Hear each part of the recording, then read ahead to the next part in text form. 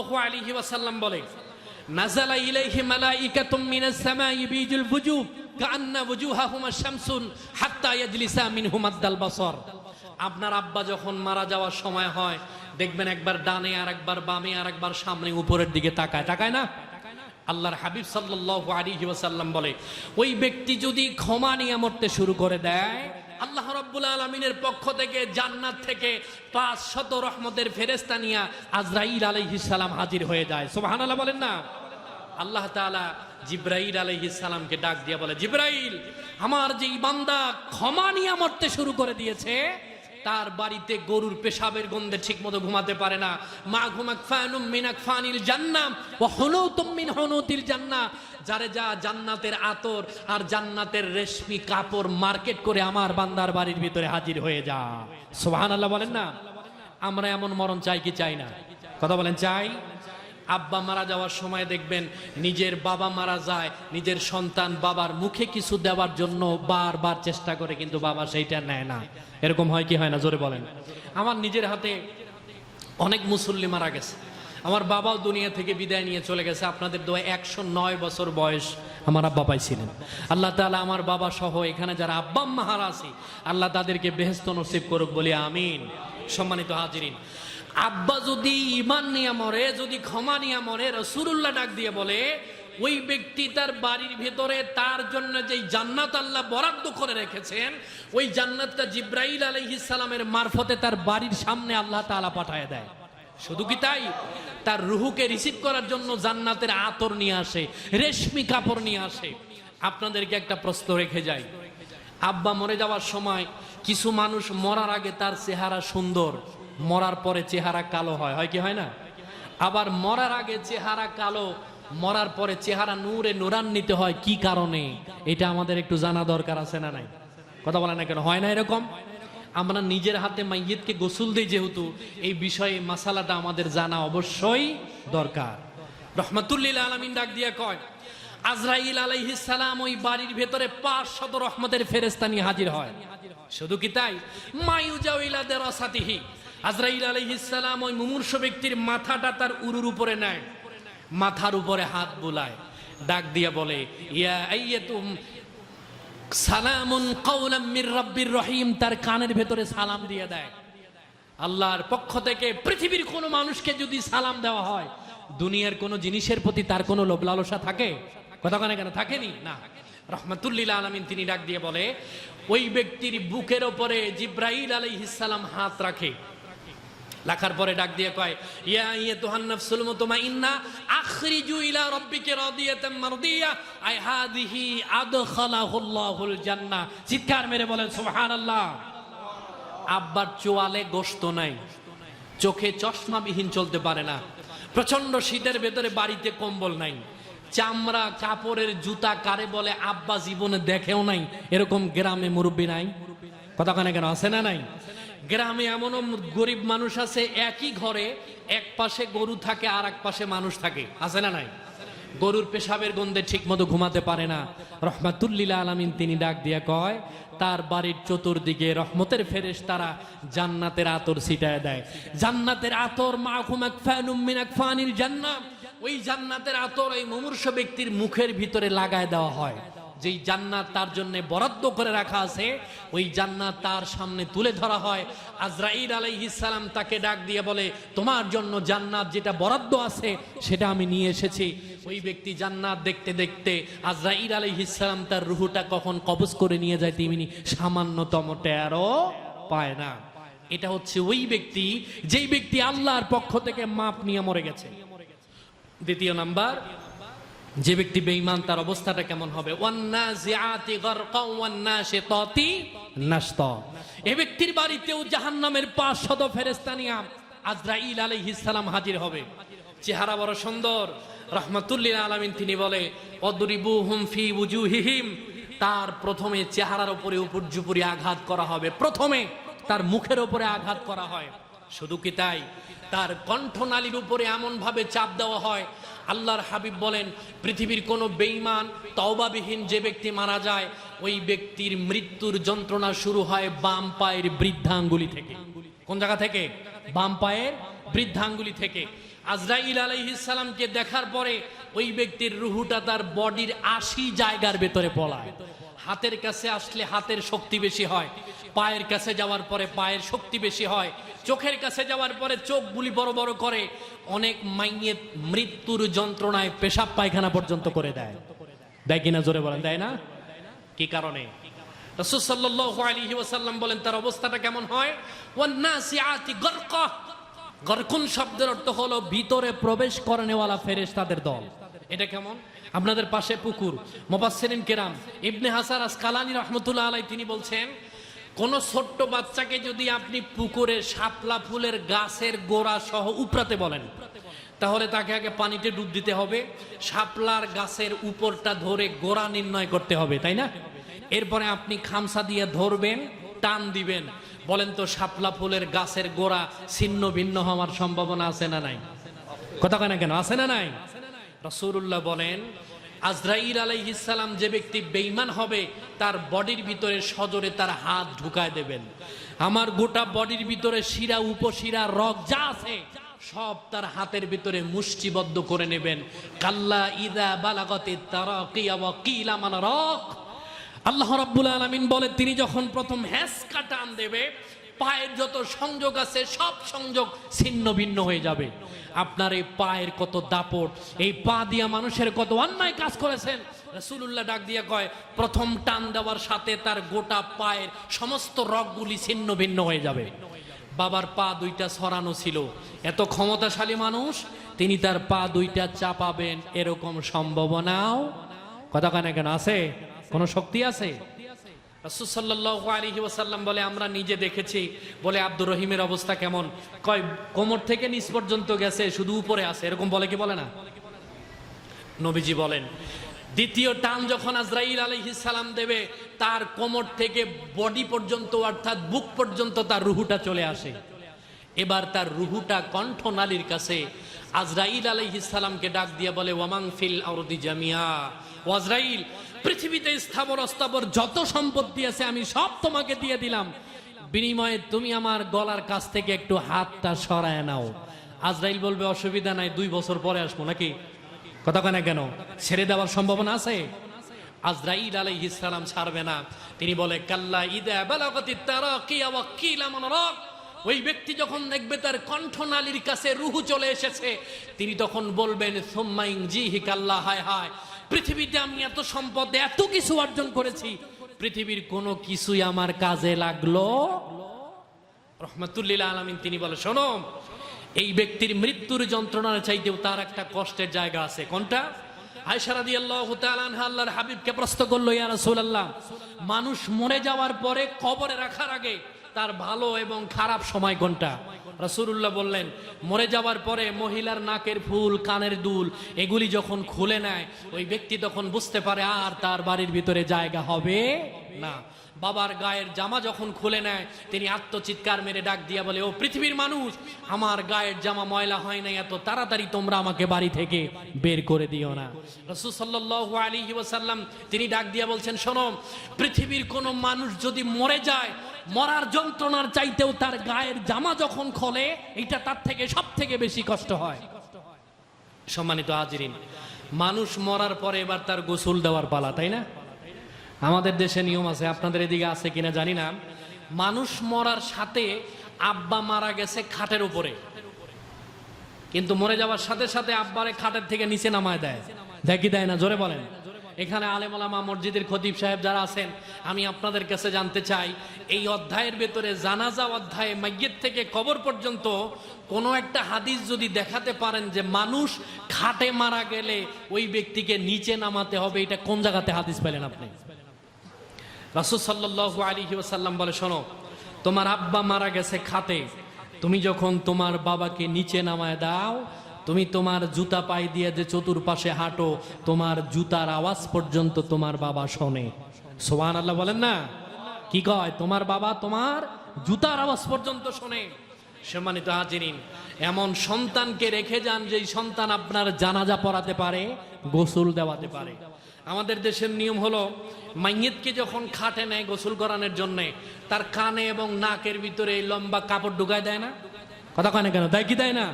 কি কারণে দেন, কেন দেন, কোথায় পাইছেন এই হাদিস? নবী সাল্লাল্লাহু আলাইহি ওয়াসাল্লাম বলেন, জীবদ্দশায় ওই ব্যক্তি যে কষ্ট অনুভব করে, ওই ব্যক্তি মরে যাওয়ার পরে ঠিক একই রকমের কষ্ট অনুভব করে। অতএব মরে যাওয়ার পরে তার নাকে এবং কানের ভিতরে কাপড় লম্বা করে দেওয়ার দরকার নাই, তার নাকে এবং কানে তুলা গুজে দিলেই যথেষ্ট। নাক এবং কান মাসে করলে হয়ে যাবে। কথা বলেন ঠিক কিনা? নবী সাল্লাল্লাহু আলাইহি ওয়াসাল্লাম বলেছেন, তার বাবার গোসল যখন নিজের সন্তান দেয়, বাবা তখন আত্মচিৎকার মেরে সন্তানকে ডাক দিয়ে বলে, ও সন্তান, আমার গায়ের উপরে জোরে ডলা দিস না। আজরাইল আলাইহিস সালাম আমার বডিকে ক্ষত বিক্ষত করে দিয়ে গেছে, আমার বডিটাকে এত জোরে ডলা দিস না। রাহমাতুল লিল আলামিন বলে, যেই ব্যক্তি আল্লাহর পক্ষ থেকে ক্ষমা নিয়ে মরেছে, আল্লাহর হাবিব বলে, ওই ব্যক্তিকে গোসল দেওয়ার পরে যখন কাফনের কাপড় পরানো হয়, তার চেহারাকে আল্লাহ রাব্বুল আলামিন জান্নাতি মানুষের চেহারা বানায় দেয়। সুবহানাল্লাহ বলেন না? আল্লাহ তাআলা আমাদেরকে এরকম মরণ নসিব করুক বলে আমিন। যে ব্যক্তি বেঈমান হবে, পৃথিবীর সর্বোৎকৃষ্ট সাবান দিয়ে আপনি তারে গোসল করান, আপনারা বলেন তো মাইয়িতের এই চেহারার পরিবর্তন হয় কি হয় না? জানাজার নামাজের সময় হয় কি হয় না? এর ফাঁকে একটা কথা বলে দিই আপনাদেরকে, আমাদের দেশের নিয়ম হলো, বাবা মরে যাওয়ার পরে সন্তানরা জানাজার মাঠে যাওয়ার পরে উপস্থিত হাজিরিনদেরকে ডাক দিয়ে বলে, শোনেন, আপনারা যদি আমার আব্বার কাছে কিছু পান আমাদেরকে বলবেন, আমরা পরিশোধ করে দেব। বলে না? কোন সময় কয়? মরার পরে, গোসল দেওয়ার পরে, জানাজার আগে, এটা বলে নাকি? কিন্তু কোরআন শরীফে কি বলে এর ব্যাপারে? সূরা নিসাতে আল্লাহ রাব্বুল আলামিন বলেন কি, ওয়াসিয়াতি ইউসি বিহা আওদাইন, আব্বা মরে গেছে, তার গায়ের কাপড় খোলার আগে তার ঋণ আগে পরিশোধ করো। কি কয়? বাবা মরে যাওয়ার পরে সন্তানের 4টা দায়িত্ব। নাম্বার 1, বাবার ঋণ পরিশোধ করা। 2 নাম্বার, বাবার ওসিয়ত পূর্ণ করা। 3 নাম্বার, উত্তম কাফন দাফনের ব্যবস্থা করা। 4 নাম্বার, কোরআন এবং সুন্নাহ ভিত্তিক ওয়ারিসদের ভিতরে সম্পত্তি বন্টন করে দেওয়া। সুবহানাল্লাহ বলেন না?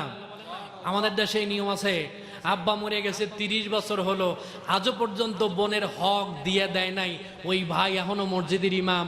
অনেক পীর আছে তার বোনের হক আদায় করে না, এরকম পীর আছে না নাই? কথা কানে কেন? আছে। অনেক ইমাম আছে, অনেক আলেম, মাদ্রাসার প্রিন্সিপাল, মাদ্রাসার মুহতামিম, এরকম আছে না নাই? রাসূল সাল্লাল্লাহু আলাইহি ওয়াসাল্লাম বলেছেন, তোমার আব্বা মরে যাওয়ার পরে তোমার বাবার গায়ের কাপড় খোলার আগে তার ঋণ পরিশোধ করো। রাসূলুল্লাহর কাছে এক ব্যক্তি আসলেন, আব্বা মারা গেছে। নবীজি বললেন, আমার জানা মতে তোমার বাবার ঋণ আছে, আগে পরিশোধ করো। 2 বার আসলেন। ওসমান রাদিয়াল্লাহু তাআলা আনহু বললেন, ঋণ পরিশোধ করার ক্ষমতা তার নাই, আমি ঋণ পরিশোধ করব। তখন রাসূলুল্লাহ তার জানাজা নামাজে গেলেন। এতে বোঝা যায় মাইয়িতকে শুধুমাত্র জানাজার আগে নয়, মাইয়িতের কাপড় খোলার আগে তার ঋণ পরিশোধ করা আমার আপনার সন্তানের দায়িত্ব এবং কর্তব্য, ঠিক না? কয়েকদিন আগে ব্রাহ্মণবাড়িয়ার সরাইল একটা থানা আছে না, চেনেন আপনারা? আব্বা মারা গেছে, 5 লক্ষ টাকা ঋণ। সন্তানরা বলছে যে আমার আব্বার কাছে যারা টাকা পয়সা পান আমাদের কাছে যাইয়েন। মরে যাওয়ার 1 সপ্তাহ পরে তার বাড়িতে টাকার জন্য গেছে 6 ভাই, পাওনাদাররে এমন বাটাম দিছে, 8 দিন একটানা হসপিটালে ছিল। নাউজুবিল্লাহ, জোরে বলেন না? আল্লাহ না করুক, এরকম সন্তান থেকে আল্লাহ আমাদেরকে হেফাজত করুক বলি আমিন।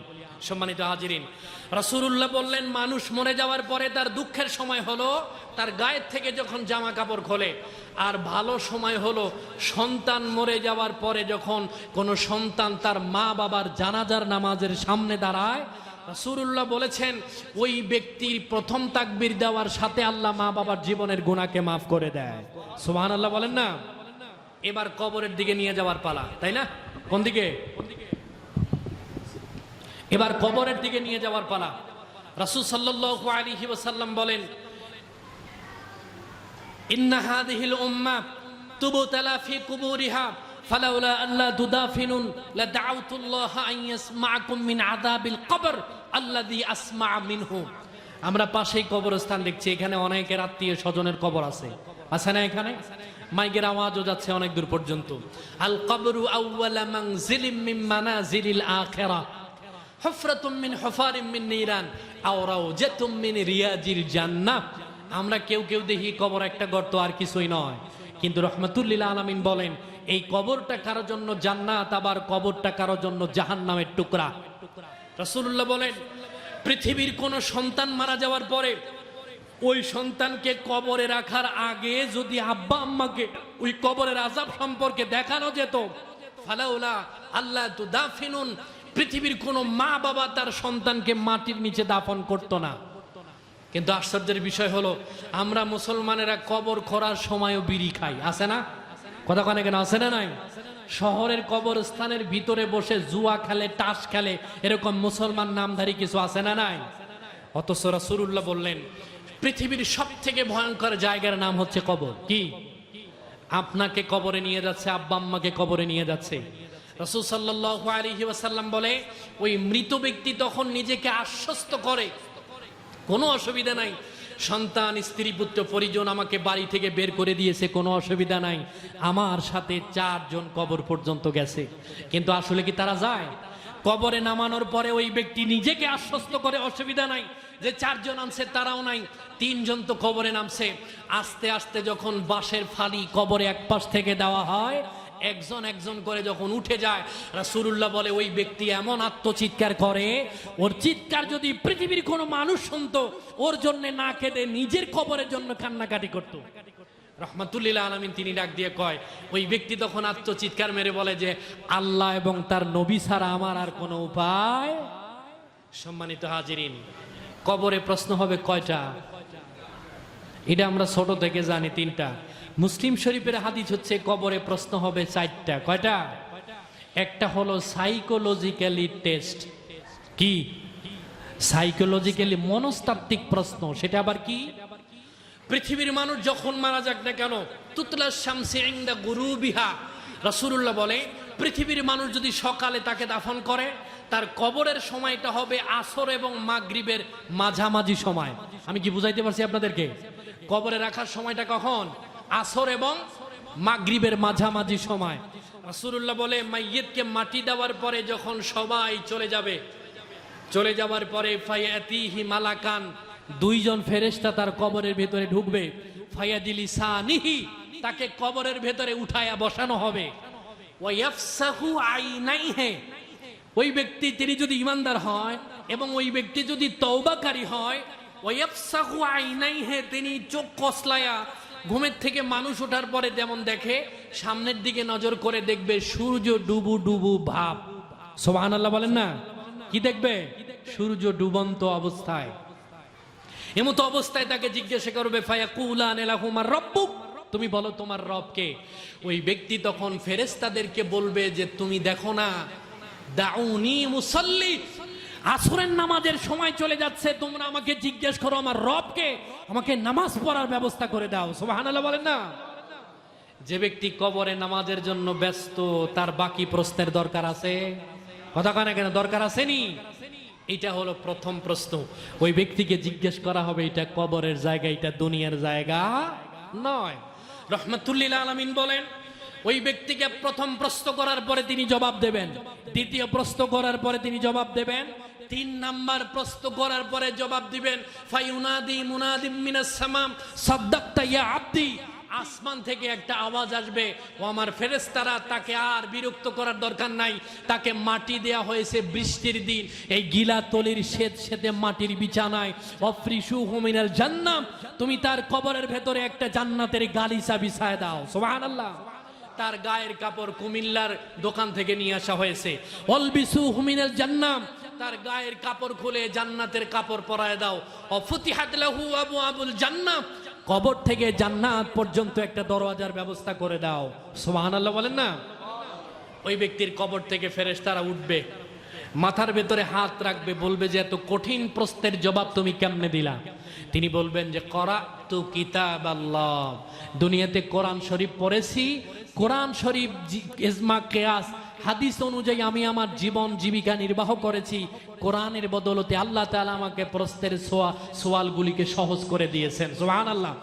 রাসূলুল্লাহ বলে ওই সময় ফেরেশতারা তার মাথার ভেতরে হাত বুলায়ে বলবে নামকা নাউমাতিল আরুস, দুলা যেরকম বাসর ঘরে নিশ্চিন্তে ঘুমায়, তুমিও ঠিক এরকম করে ঘুমাও, আর তোমাকে কেউ বিরক্ত করবে না। সুবহানাল্লাহ বলেন না? সম্মানিত হাজিরিন, তাইলে কবরের প্রশ্নের জবাব যদি সহজ করতে চাই, 5 ওয়াক্ত নামাজের দরকার আছে, আছে না নাই? কথা বলেন, আছে না নাই? কোরআন শরীফ যদি তেলাওয়াত করতে নাও পারেন, অন্তত নিজের সন্তানকে কোরআন পড়নেওয়ালা বানানোর দরকার আছে। আমাদের সমাজে এমনও সন্তান আছে তার নামাজের উপযুক্ত হয় নাই কিন্তু কোরআনের হাফেজ হয়েছে, হয় নাই? এরকম আছে না নাই? রহমাতুল্লিল আলামিনকে জিজ্ঞেস করা হলো, ইয়া রাসূলুল্লাহ, ওর নামাজ ফরজ হয় নাই, কোরআন শরীফ তিনি পড়েন, তার সোয়াবগুলা কোথায় যাবে? রাসূলুল্লাহ বলছেন, ওই ছোট্ট বাচ্চা যতদিন পর্যন্ত তার উপরে নামাজ ফরজ হয় নাই, সে যতদিন কোরআন তেলাওয়াত করবে প্রত্যেক সোয়াব আল্লাহ তার মা বাবার আমলনামায় দিয়ে দিবে। সুবহানাল্লাহ বলি না? এই জন্য আমাদের সন্তানকে কোরআনের আদর্শে আদর্শবান বানানো দরকার আছে না নাই? আল্লাহ তাআলা আমাদের সন্তানদেরকে পাঁচ ওয়াক্ত নামাজি এবং ঈমানদার নয়, শুধুমাত্র আশেকে রাসূল হিসাবে কবুল আর মঞ্জুর করুক, বলি আমিন। একটু জিকির করি লা ইলাহা। মিলাদ করে